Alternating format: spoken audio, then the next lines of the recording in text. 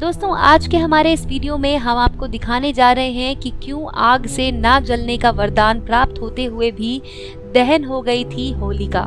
दोस्तों फागुन पूर्णिमा को मनाया जाने वाला होली नामक त्योहार वर्ष का अंतिम तथा जन सामान्य का सबसे बड़ा त्योहार है।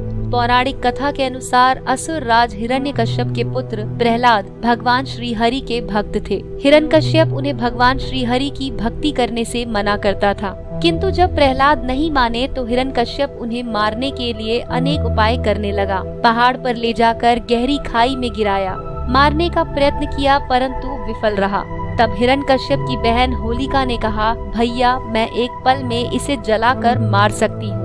आप तो जानते हैं कि मुझे वरदान प्राप्त है, मैं जलती अग्नि में प्रवेश कर जाऊं तो भी नहीं जलूंगी। अगर मैं इसे गोद में लेकर जलती चिता में बैठ जाऊंगी तो ये जलकर मर जाएगा। किंतु दोस्तों वो ये बात भूल गई थी कि ये वरदान उस अकेली के लिए था, ना कि किसी और को साथ लेकर प्रविष्ट होने के लिए। वो खुशी खुशी चिता तैयार कर प्रहलाद को लेकर उसमें बैठ गई और राक्षसों ने चिता में आग लगा दी। उधर प्रहलाद आंखें बंद किए हरि नाम का सुमिरन करने में लीन हो गए। आग लगते ही होलिका जलकर भस्म हो गई और प्रभु कृपा से प्रहलाद का बाल भी बांका नहीं हुआ। तब से उस राक्षसी को जलाने की प्रक्रिया देश में प्रतिवर्ष मनाई जाती है।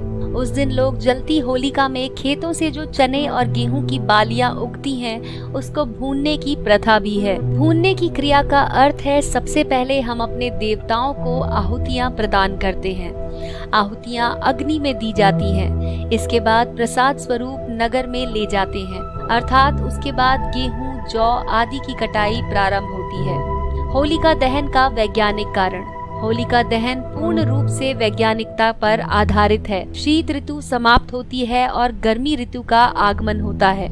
ऋतु बदलने के कारण शरीर पर अनेक प्रकार के संक्रमण रोगों का आक्रमण होता है, जैसे कि हैजा, खसरा, चेचक आदि। एवं संक्रामक रोगों को वायुमंडल में ही भस्म कर देने के लिए होलिका दहन किया जाता है। पूरे देश में रात्रि काल में एक ही दिन होली जलाने से वायुमंडलीय कीटाणु जलकर भस्म हो जाते हैं। इसके अतिरिक्त जलती होलिका की प्रदक्षिणा करने से हमारे शरीर में कम से कम 40 फ़ारेनहाइट गर्मी प्रवेश होती है। इसके बाद यदि रोग उत्पन्न करने वाले जीवाणु हम पर आक्रमण करते हैं तो उनका प्रभाव हम पर नहीं होता और वो हमारे अंदर आ चुकी उष्णता से स्वयं नष्ट हो जाते हैं। तो दोस्तों ये था हमारा वीडियो जिसमें हमने आपको बताया कि आखिर क्यों आग से ना जलने का वरदान प्राप्त होते हुए भी